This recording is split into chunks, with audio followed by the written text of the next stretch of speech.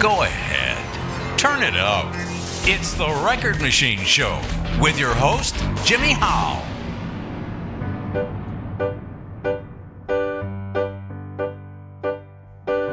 Saturday morning and the sun is shining bright. Saturday morning and the weekend's starting right. I'll brew the coffee that we bought by the pound. We'll get a late start, maybe go into the town. Saturday morning by and by.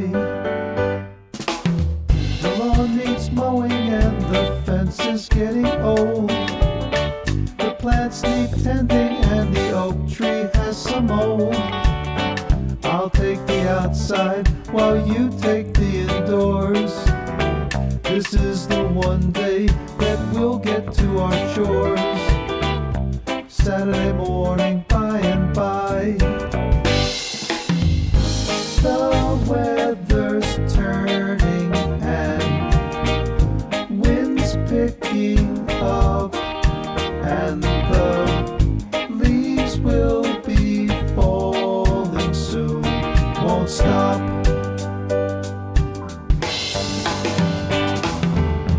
The kids are playing, they're all outside in the yard.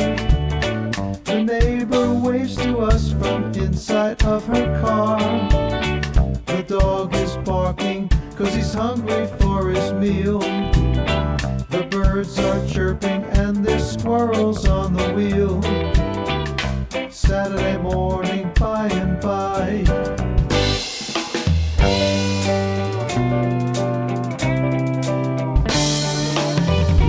Saturday morning is the time I love the best. Saturday morning, it's just better than the rest. I take a snapshot of my world on this fine day. I see the things I love are working out my way. I've got a smile I wear throughout the livelong day. Saturday morning by and by. Saturday morning by and by.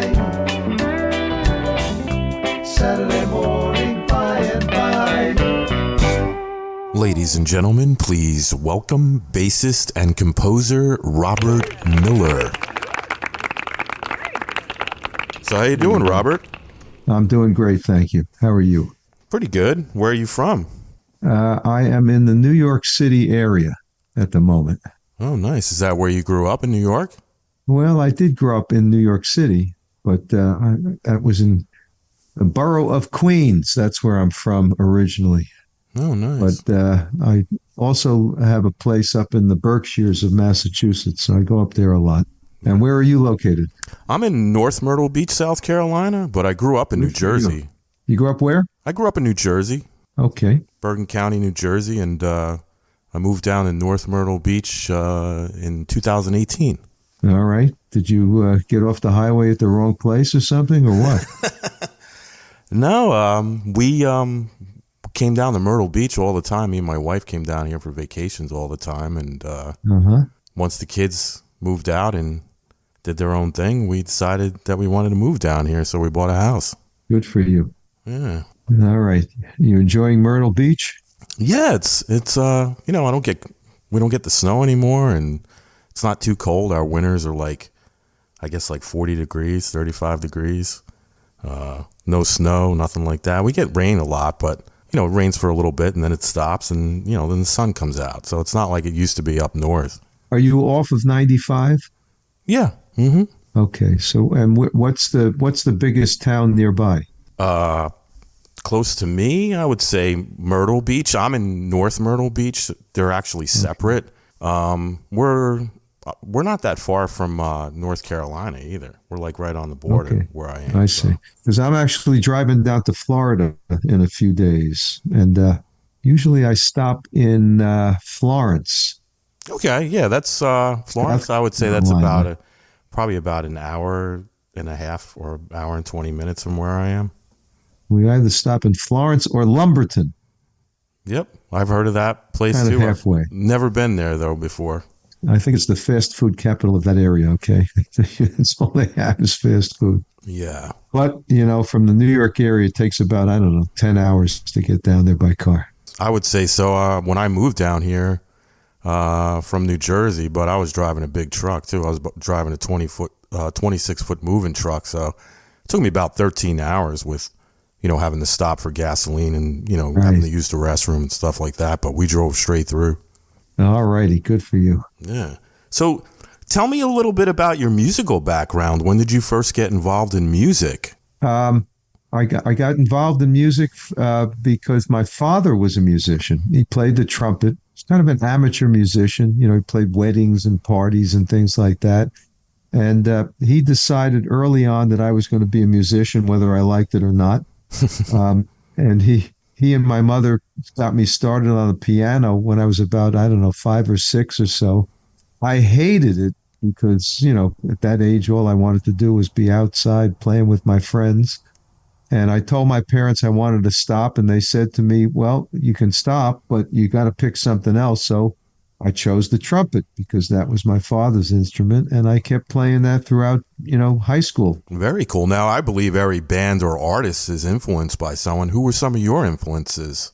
Well, the next part of the saga is that, I was in my early teenage years, and this little band from Liverpool, England came out and, of course, played on the Ed Sullivan Show, and that changed my life and millions of others.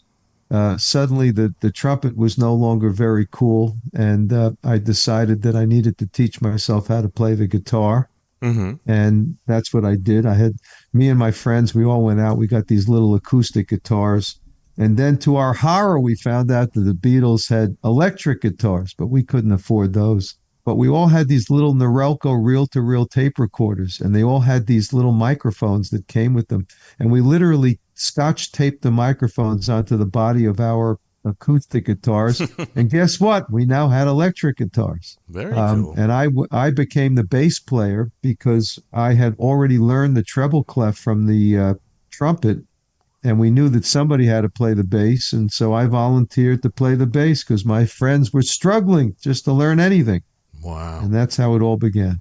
Nice. Now, tell me about your band, Project Grand Slam. When did you guys form, and who were the players?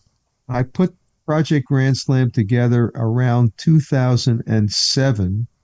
I had been out of music for quite a long time. The saga is that when I was around 20-ish or so, I just knew that I was going to be a rock and roll star because that's what I wanted to be. But I couldn't make a living playing music. And so I went off in a different direction and into the corporate world, if you will.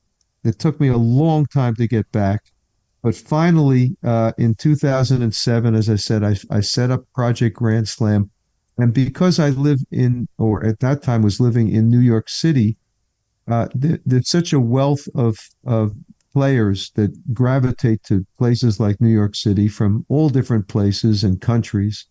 And so I held a big mass audition and was able to get the first iteration of Project Grand Slam underway. And over time, when I needed to replace somebody because they were off somewhere, Mm-hmm. It was always pretty easy because everybody knows everybody. And so we were able to bring other people into the band. The band evolved into a multilingual as well as a multicultural kind of place because I had so many musicians that came into the band from Latin American countries in particular. The last iteration of the band is, Mexican American, Venezuela, Puerto Rico, Canada, and the United States, of course. Mm-hmm. All of these people bring their culture, their background to the music, which really makes a big difference for me as the chief composer. Awesome. Now, your latest release, the Singles Project, can you talk about that a little bit? Sure. I started out when I first began playing with Project Grand Slam, it was more of an instrumental outfit. We played a lot of, jazz rock fusion because that was my background. Slowly over time, I decided I wanted to write more and more vocal songs. I had some wonderful female singers that came into the band at different times, and we did a lot of vocals. It became really more of a vocal band than an instrumental band. And eventually I decided that I wanted to take a shot myself at doing the vocals. So that's how it evolved. And then, of course, post-pandemic, the world changed and everything was so different and it was so difficult. But I decided that I was going to keep writing stuff, and I wrote and recorded remotely 2 different albums during the pandemic, all of which I did the singing on. So when we come up now to the singles project, I went into the studio about, I don't know, 4 or 5 months ago with the core members of my band. I had some ideas that I had come up with. I'm always composing and going into the studio and recording. And it just so happened that there were 5 songs that I thought were worthy of being released. And they all kind of were different in the way that they came about, and also the messages of these songs and the way that they sound. And I said, let me put them together as 5 singles. Mm-hmm. And that's how the singles project evolved. Nice. Now, this podcast is going to feature 2 of your tracks, Like Never Before and Saturday Morning. What's the story behind those 2 songs? It's kind of interesting. Like Never Before is, let me back up a little bit. I believe that artists have an obligation to comment on the issues of the day. I'm kind of old school when it comes to that. Mm-hmm. Guys like Dylan and John Lennon and Crosby, Stills, Nash and Young. There's so many artists that did that back in the day. These days, it just doesn't seem like there's as much controversial message kind of songs as there was back then. Mm-hmm. But I got fed up with the fact that in this country in particular, but around the world as well, we don't listen to one another. There's so much fighting going on and so much ill will. And I said, particularly at this point in time in the world, that's not what we need. What we need was respect for other people's opinions. And so I wrote Like Never Before.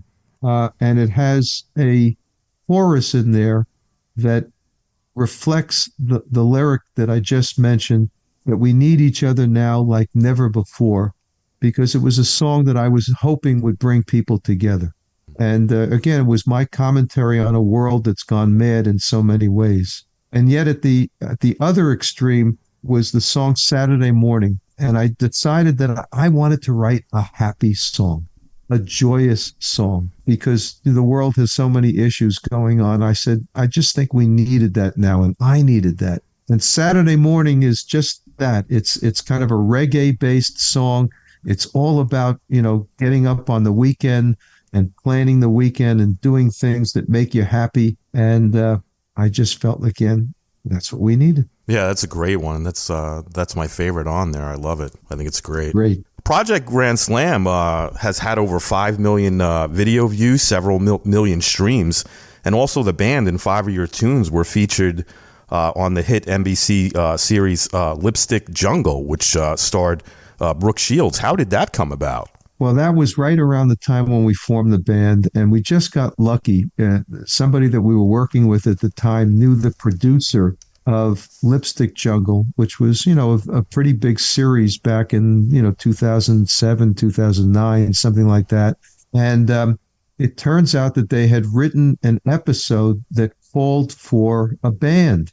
And the theory of the episode was that Brooke Shields' husband had been a former member of our band, and we're playing in this club, and he's there with her, and I call him up on the stage, and he's nervous, and she's nervous, and we play together. And that's how we came to be in that episode. And they gave me a line to say in the episode. It was like one line, something like, hey, so-and-so, get your tired ass up here, okay? And it took me about 30 times to get that right. I think they all thought that there was something wrong with me. But, there's a difference between playing music, which I can do in my sleep, if you will. Right. But I was put on the spot to say that line. Wow. Yeah, I guess acting is not as easy as it looks, right? Oh no, not for somebody that's not trained as an actor. That's for sure. That's a great story. Now, Project Grand Slam is performed at festivals and major venues all around the world. And you shared the stage with Blues Traveler, Edgar Winter, and Boney James, even Mindy Bear, to name a few. What were those experiences like? Well, as you're going up the ladder, you do opening act kind of performances because that gets you in front of a much bigger and different audience. And we were very fortunate that as we were coming up, we were able to open for the artist that you just mentioned. And that turned out to be, a stepping stone for us. Probably the greatest festival that we played was one in Serbia. Of all places. We got invited to play at the Nisfil Jazz Festival in Serbia a few years ago. And here we were performing in front of about 20,000 people, most of whom didn't speak English as their first language. They probably had no idea who we were. And yet at the end of about a 1 hour set, we got a standing ovation. And then when we walked off the stage, there was a whole line of people ready to, take our photo and get our autograph. That's when I kind of knew that this whole thing worked. Yeah, that must have been a great feeling, huh?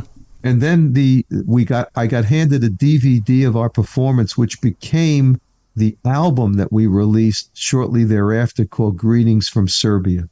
Wow. It's a great live album, and I'm very proud of the way that the band sounded that day.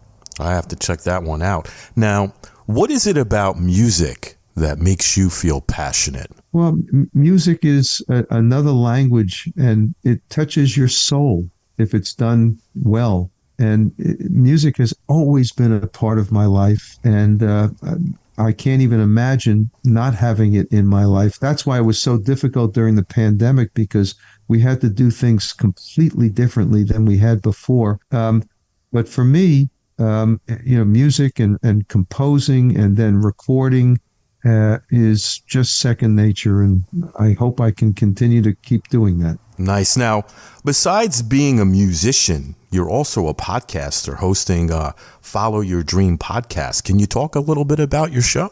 Yeah, sure. It's interesting because I started the podcast in the midst of the pandemic. This was March of 2021. And as I just mentioned, as musicians, we couldn't rehearse, we couldn't perform, we couldn't do anything. And the question was, what are we going to do at this point?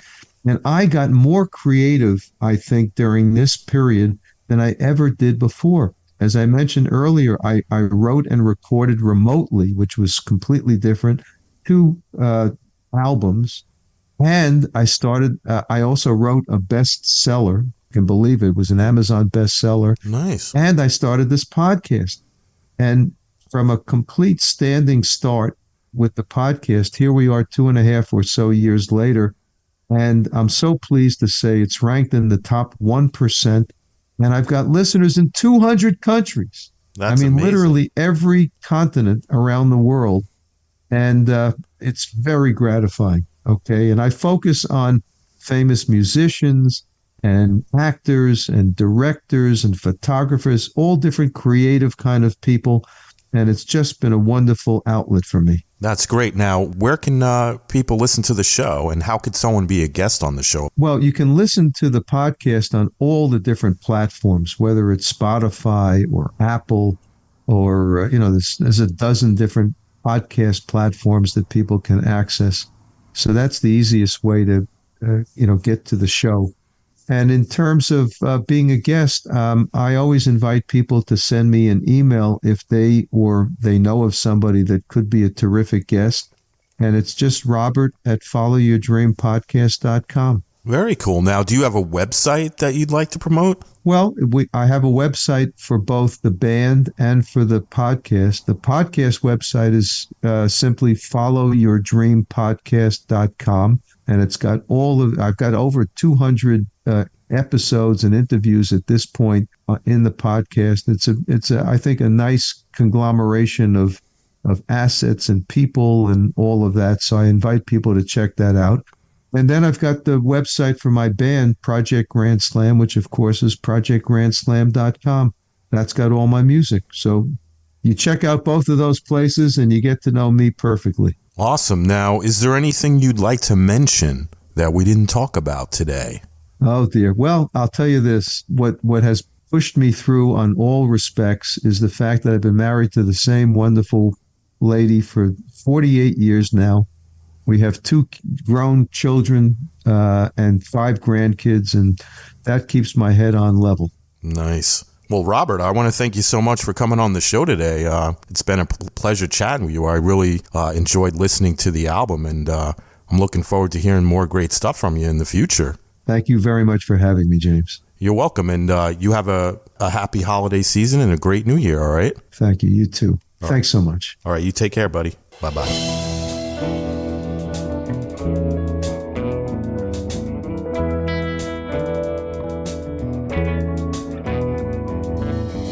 Something broken in the world. Things awry that never were before. People treated with contempt. What has happened to us all? I don't know, but I wish it weren't so. We need each other right now like never before.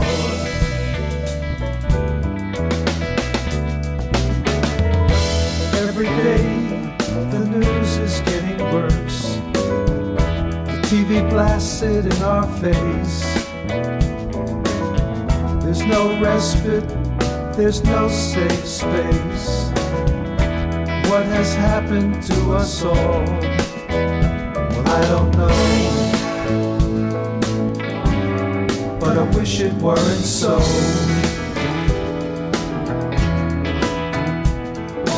We need each other right now like never before.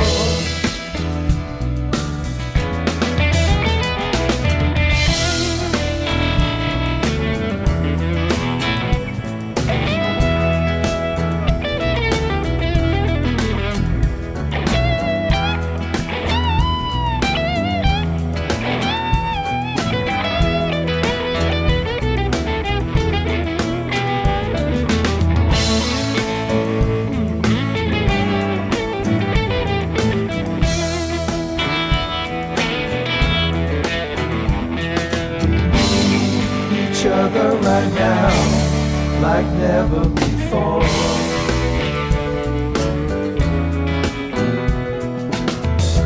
I keep hoping that things will change, that we'll be better to ourselves.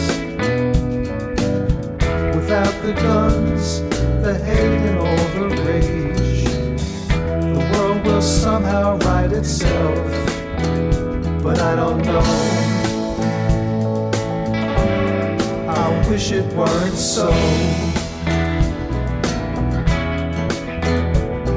We need each other right now like never before. We need each other right now like never before. We need each other right now like never before.